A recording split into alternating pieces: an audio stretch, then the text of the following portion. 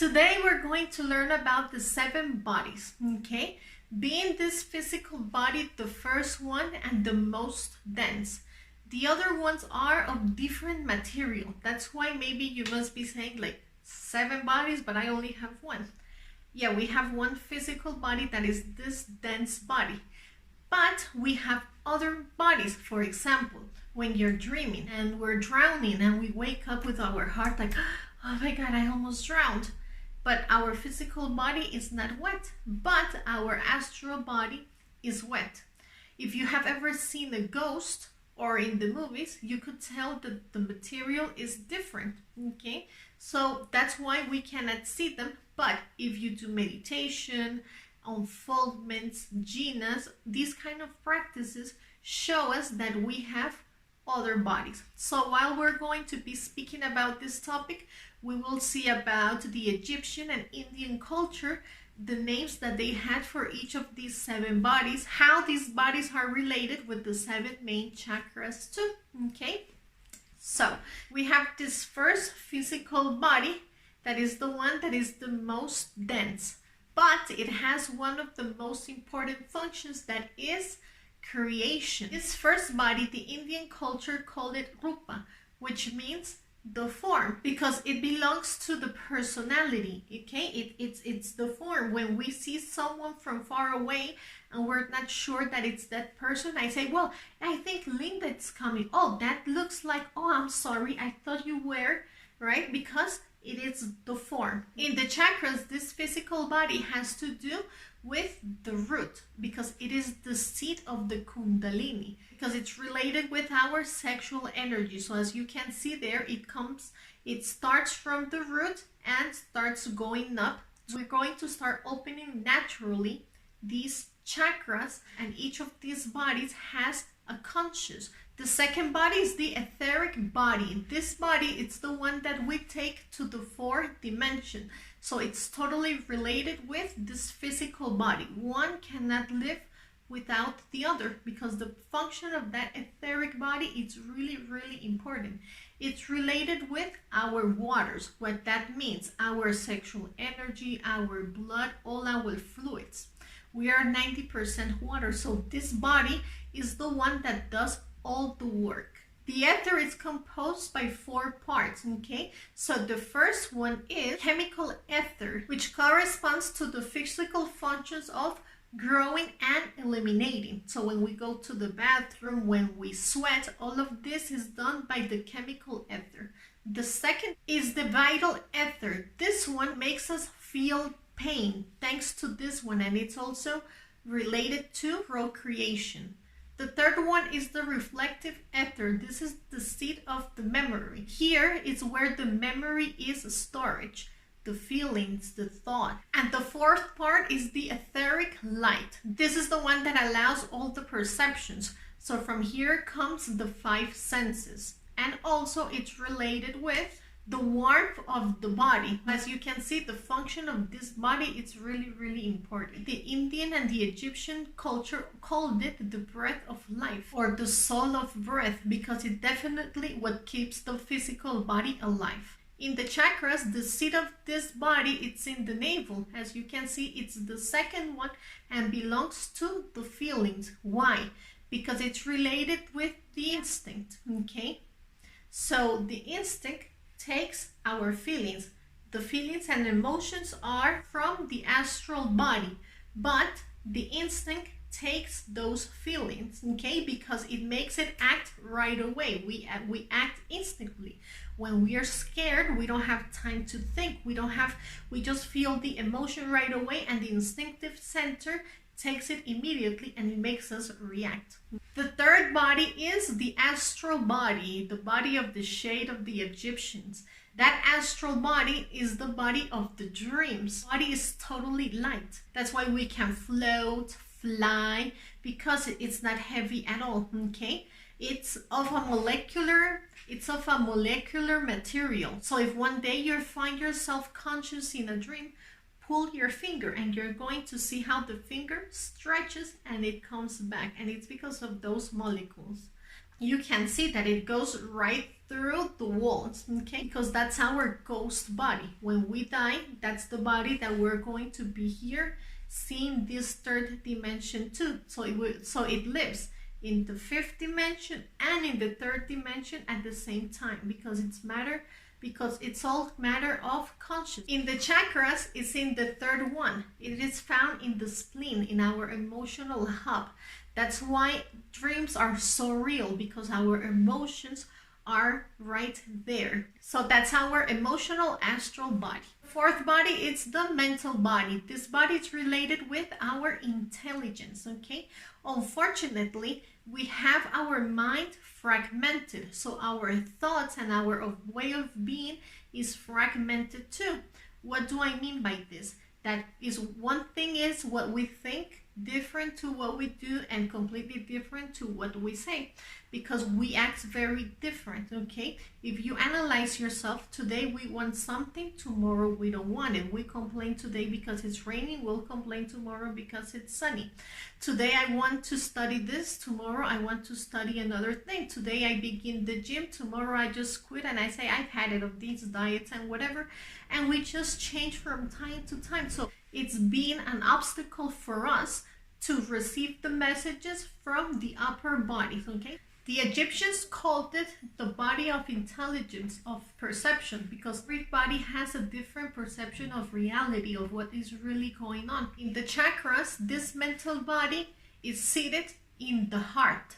As you can see, it's related to understanding, because we don't know who to listen to, okay? In one hand, we have our heart, our feelings, and something is telling us like, you should give him another chance, you know, be nice, think about it, things could work out. But in the other hand, we have our mind, and here our mind is telling us things like, but it's not the first time they do this to you, and what are other people are going to think, what example are you giving to other people, so you're going to let others use you, and you're there like, oh my God, what should I do? Okay, so that's why it's really important for us to stop listening to our mind and learn to listen to our heart, to our intuition, to learn to meditate and get to make better decisions, okay? The fifth body, it's the casual body. It's the body of will. Very important that I didn't say at the beginning. From these 7 bodies, these 5 bodies are the ones that we have to create. But these other 2 are already created, okay? These are bodies of light. This is where our soul and our spirits really are.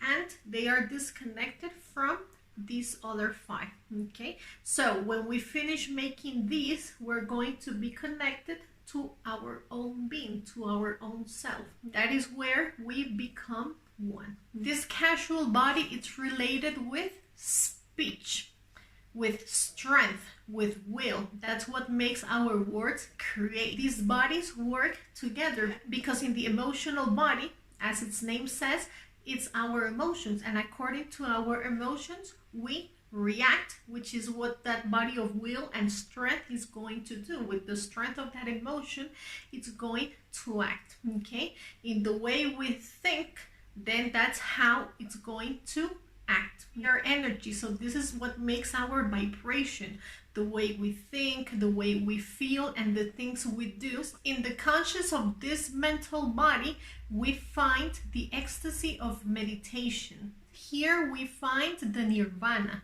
After these bodies, after these 5 bodies, and here I'm just letting you know like something really brief, because it's very deep what I'm going to try to explain to you right now. But later on in the videos, there is one that is going to tell us about all the path. But this is really important to keep in mind, is that with these 5 bodies, and we have the other 2 that are the bodies of light. So here in between is where the man is, between mortality and immortality. He must take one step forward in his path to become immortal. But here we also find, here in this between, we find what it is called the nirvana. That's why we find the ecstasies in meditation.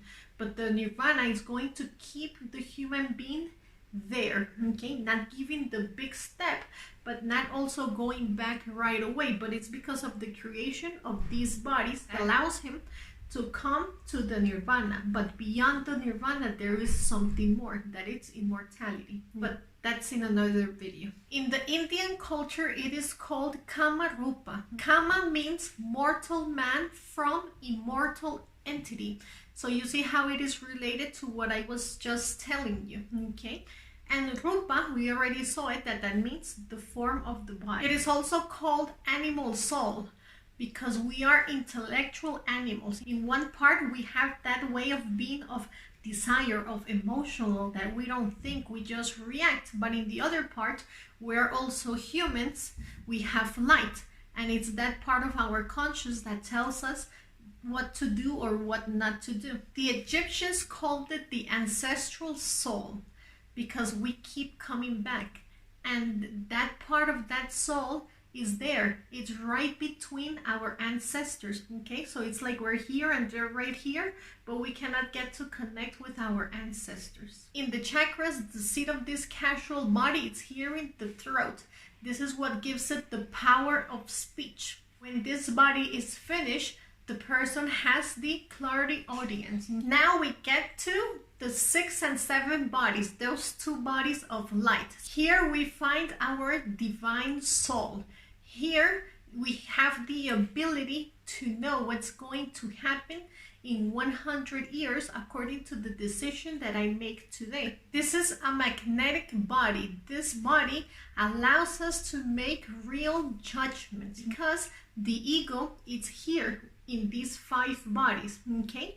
That's why it's not connected to this body. So once we eliminated the ego from these bodies, this consciousness could come together and become one. So the consciousness of this body is the one that allows us to judge without seeing. So it's related with the 6th chakra that's here between your eyebrows, okay? So it's the 3rd eye, the one that can see and judge without evidence. We have clairvoyance. That means that we can see clearly, okay? We see a person and we can clearly see right away who this person was in the life before, what's going on with him now, if the person has any sickness. Then we have the 7th body, the divine body. This is the lightest body of all, okay? It is the superior body. This is the lowest that our real being can come to connect with us. It's the body of supra-consciousness. It's the body that knows everything, okay? Here we find the polyvidians. What does this mean? This means that we can see in all dimensions. A clear example of this is Nikola Tesla, okay? Remember that people say that they would see him, that he was at the park, and all of a sudden all of these images would come to him, and he didn't even need to write them because he could recall them. So that's what it was. I mean, he was here in this 3rd dimension, but he had access to all planes, so this information would just come to him and he would just get it right away. I mean, that is what every human being should be able to do. This body is found in the 7th dimension. When we meditate, if you have ever meditated and all of a sudden you see this white light, and then you start seeing all of these symbols, like the Egyptian pyramids with all of these strange symbols, all mathematics. You just see a lot of algebra, but your conscious understands it right away. It could just read it, okay? And then we come back and we're like, but you could recall, but you don't understand what happened. Maybe that's what happened. We connect ourselves to that 7th body, to that 7th consciousness, and we got information from there. So the Indian called it the pure spirit, and the Egyptians the divine or eternal soul. So we go from us, that it's, let's say here, this physical body, but we are vibration, we are light, okay? But our light is really dark. This body is really dense. But since it starts going this way, you start seeing how we come out of darkness, okay? being here the purest light. These two bodies that are the ones that send us that message like, don't do it, please don't do it, okay? And then we feel so bad, or we feel so happy and we don't understand. But when we pay attention to our intuition and to our feelings, and something just tells us that we shouldn't, and we pay attention to that feeling, we say, then at the end, it is a really strange feeling of happiness that deep inside you, you know that you did right, even though you don't even understand what was going on, okay? It's because we listened to this body, to this consciousness that were there, like sending us the message. And the seat of this last body is here in the crown. That's where we find that main chakra, okay? That's where we get all of that main information from those upper dimensions. The constitution of the being. So we're going to see quickly how these bodies have another relationship, okay? So the four bodies, which are the physical body, the etheric body, the astral body, and the mental body, the four spin around the personality. That's why it's so hard for us to take a spiritual path, because these four bodies are really, really related to our personality. What do I mean by our personality? What we think it's us, but it is really not us, okay? We have a diploma and we feel proud of it, and we think of us like, this is me. The doctor, the lawyer, our physical body. So that's something that we think it's me. Oh, this is me. The curly hair, okay? Somebody who has blue eyes. Oh, my blue eyes, okay? And for a picture, you always want them to be seen, because we always have something that we consider that this is what gives us our personality, the way of dressing, the tattoos. Then we find the casual body. As you can see, that casual body is separate, okay? Here we have these four, then we have the casual body, and then you have the other two, but this one is there like lying alone. Am I going to be taken to the mortal man or to the immortal man? So it's there waiting for the decision of our acts. Then we find the spiritual body that opens to the three forces, Atman, Buddhi, and Manas, okay? This is the three that we see in all religions, of the Father, the Son, and the Holy Spirit.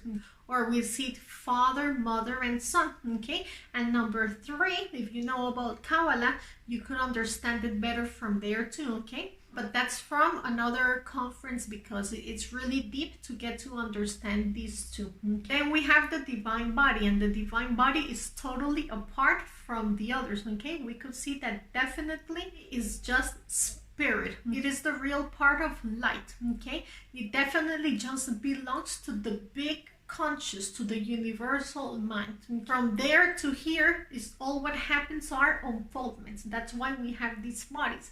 They are just unfoldments. Dimensions are just unfoldments, okay? And until we get here to this human body being the most gross, okay?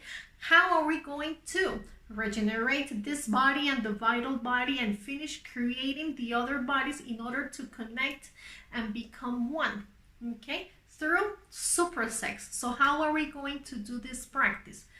Very, very easy. The most important about this practice is for us to keep in mind that this is chemistry, this is alchemy, okay? So we must understand that we need the two different poles, a man and a woman, because we need to create. So since this is chemistry, we need a stable partner, okay? We cannot be changing partner every 2 or every 3 months, because the bodies are going to magnetize, they're going to become one, because this body is going to work with this opposite energy. So when they come together, it's what you see there in the Kundalini that goes like this, and the other side goes like that, right? And it goes like that, and they start connecting. So they are magnetizing, becoming one, okay?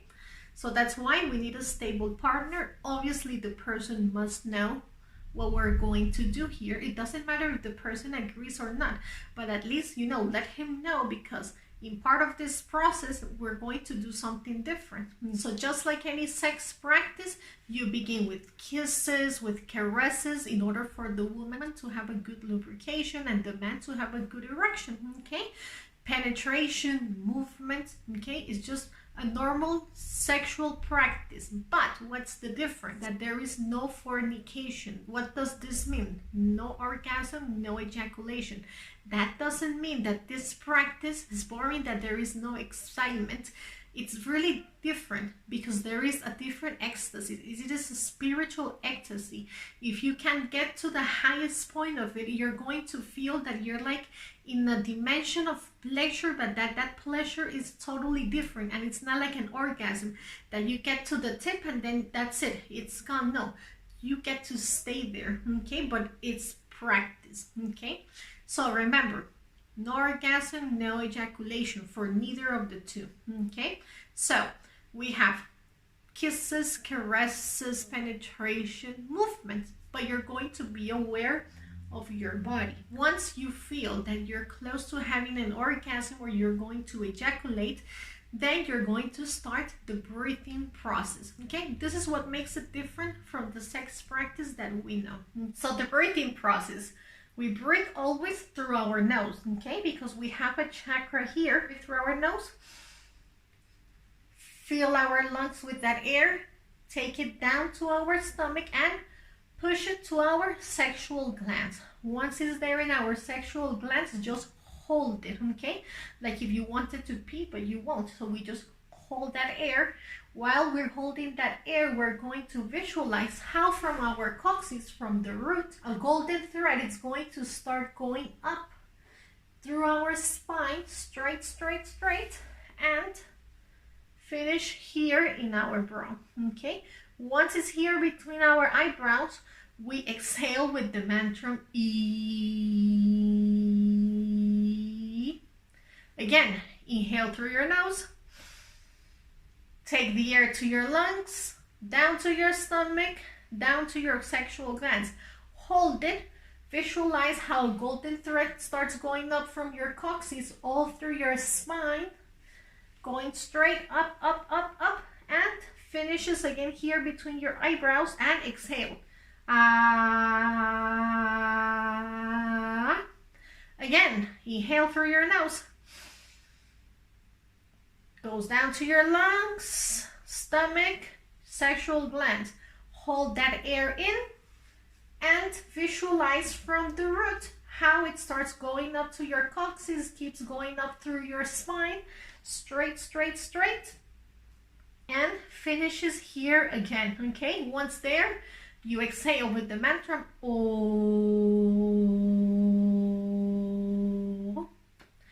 And there you have done the practice once, okay? How many times are you going to do this? All the time that you can, okay?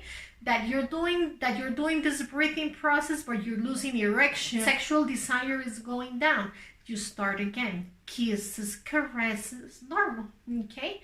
Then again, you're excited again, energy is up, and you start observing your body, okay? Just remember, the success of this practice is that at the end there is no orgasm, no ejaculation. Okay? How do you know that the practice is over? All of a sudden, the woman loses her desire, okay? She has no more sexual desire. That means that her body absorbed all that energy. In the man, you're going to see that there is no erection, okay? The best thing is that you're going to notice, but you never ejaculated. What happened to that energy? All of your body took that energy, okay? So there you are, regenerating your physical body, becoming stronger. When don't we do this practice, okay? When the woman has her PMS, that means her period. When she's pregnant, or one of the two is really sick, okay? The rest, you just do your practice. Remember, you must wait at least 20 hours to do the next practice. That doesn't mean that if I do this practice 2 or 3 times a day, I'm going to regenerate my body faster and create those bodies faster. No, you're not, okay? So you must let your body rest at least 20 hours. Don't take a shower until 2 hours later after the practice. And I think that's about it, okay? Guys, if you have any questions, let me know, okay? Just write to me. You can look up the book of these conferences in the webpage, www.knowledgeofoneself.website, okay? Guys, thank you for watching. See you next time.